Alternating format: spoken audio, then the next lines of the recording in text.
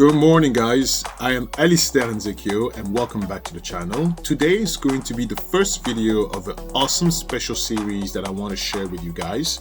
We talk a lot about money, budget, finance. We talk a lot about how beautiful it is to make money and invest. We talk a lot about all this stuff. And you know what? The whole world tells you about how great it is to invest and to make money.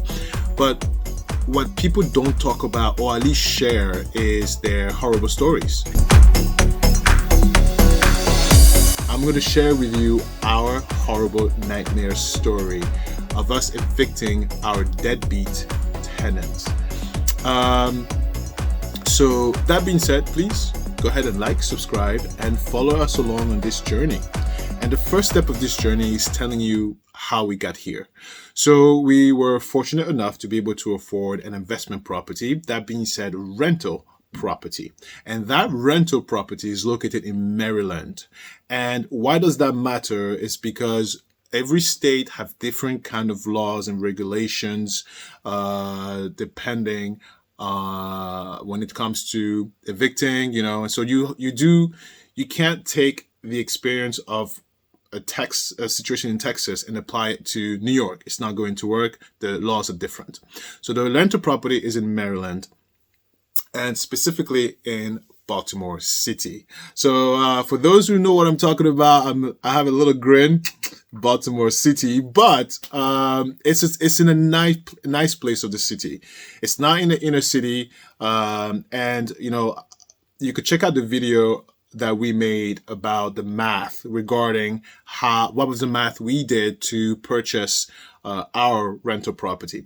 So it's in a very nice neighborhood of the city. It's in an upscale neighborhood of the city. It's gentrifying, and we were unfortunately bamboozled into offering tenancy to this deadbeat tenant who essentially lied to us. But it is not her fault, right? I want to make that very clear.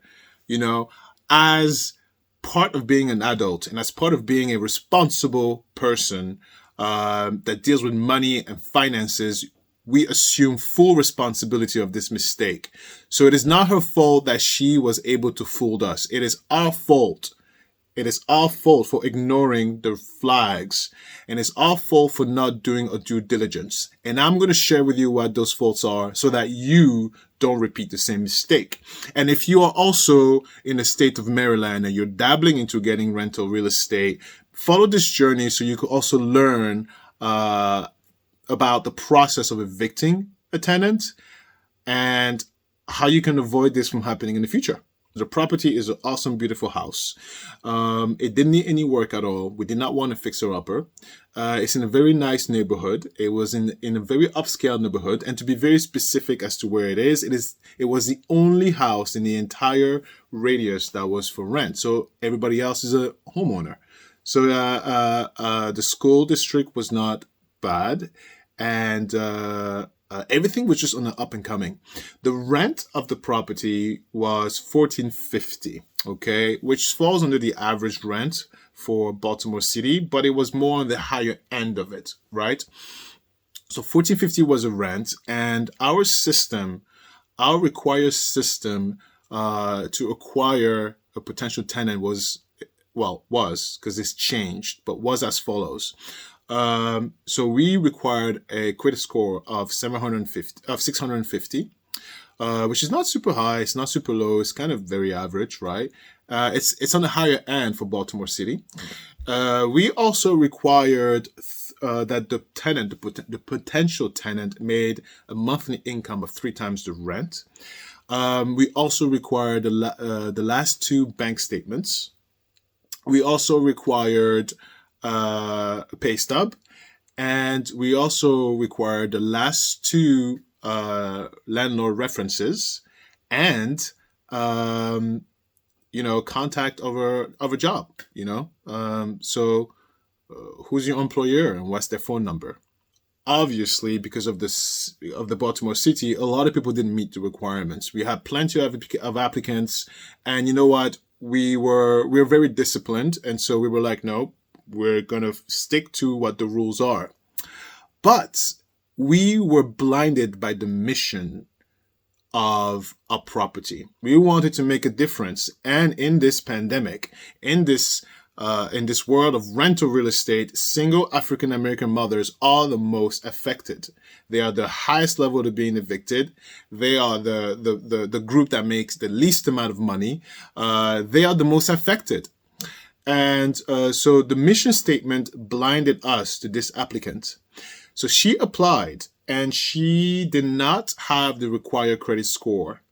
But because she fit the mission statement bill, we ignored that score. Her score was 550 or something like that. It was not what we wanted. However, the stuff that saved her from being automatically disqualified is that her credit history, her credit check came back, and she was only using 22% of her credit, which is amazing. That's good money management, right? And so I was like, okay, let's not roll her out yet. Let's dive in deeper. The next red flag was she refused to give us her last 2 bank statements. And because it was part of the requirement of the application, we actually disqualified her. No, I changed that back. She disqualified herself. She chose to walk away because we wanted to see her last 2 bank statements. And she was like, I'm not giving you that. So she walked away. And, we were like, okay, fine, no problem. So we continued with our search. And then a month later, she came back and apologized. She said, I'm sorry. I'm not used to a potential landlord asking me for my bank statements. And so I consulted with my family members and they told me that's due process. And so she came back and says, please forgive me and reconsider my application. Here are my bank statements. And I was like, that is amazing. Number one, she recognizes that she was at fault here and she apologized and she came through. And that, personally, I fell in love with that applicant. I mean, we didn't want to see anybody else because that was such a good show of good behavior. And we were very, very happy. We're like, sure, we'll take your application. We actually bumped her up in front of everybody else. And so what we did is we saw the bank statements and we followed a due process. And the purpose of the bank statements was to see, number one, where's we wanted to see sign of a rental payment. And unfortunately, in her bank statements, everything was like $100, $200. So we were like, where's the I don't know, $1,000 plus or $500 plus, something, a payment that shows that it was for rent. And so we told her, like, we don't see any potential rent payment in your bank statements. What's going on? And she said to us, she was like, because I pay my rent early. And that was red flag number 2. Red flag number 2 for us was to not follow through with that. Because what we should have done and said, we should have replied to her and told her, then give us the bank statements that shows your rental payment. But no, what we did is we took her word for it. We trusted her so much from that initial email that we took her word for it. And that is the number one thing in business you do not do. You don't take people's word for it. If it's not backed up with fact or proof, it's automatic disqualification. Simple as that. And that was our mistake of red flag number 2. A red flag number 3 is that her background check came back not clean. She actually had a tag where she was accused of stealing $100. It's such a small amount, right? You go to $100. So we told her, like, why does it show that you stole $100? And she replied, you know what? I am not sure. I think it must be an ID theft. And we believed her. We believed her. We didn't listen to the red flag of the background check. And the last red flag, her reference, her rental, her past 2 rental landlord references did not match the addresses that was provided from the credit check. It didn't match. And unfortunately, we called the numbers on her rental reference. And the rental reference, they were nice people. They told the same story. She pays on time. She's clean. Yeah, okay. She doesn't bother. Yeah, okay. She's the perfect candidate. And when I look back into our process, I get a little bit mad at myself. I get a little bit angry. And number one, it's normal. I'm human. I have feelings. Okay. I'm not made of stone. And I get a little angry at myself because I proud myself at always being a few steps ahead. Everywhere in my life, every aspect of my life, I have contingency after contingency. Every aspect of my life, you cannot catch me off guard. But she did. And every time I look at that and I think about why did I not listen to my personal due process? Why did I allow this to happen? I was blinded by the mission. I was excited by the fact that we were going to make a difference in this woman's life.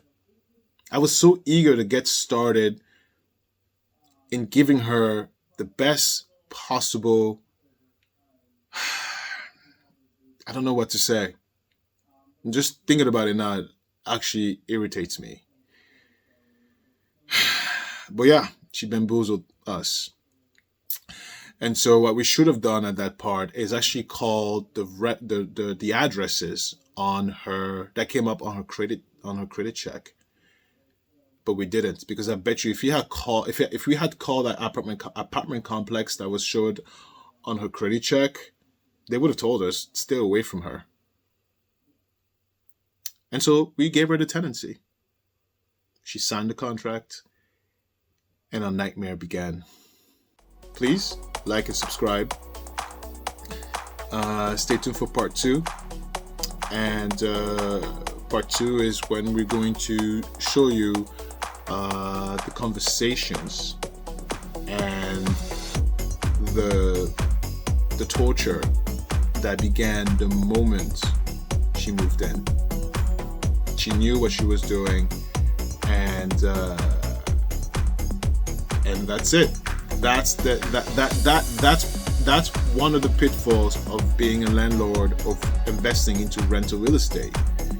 You fail if you don't do a good job by getting the right tenant in there. It's not game over, but it could be if you're not prepared. The stakes are high. See you next time. Like and subscribe. Part 2 coming up soon.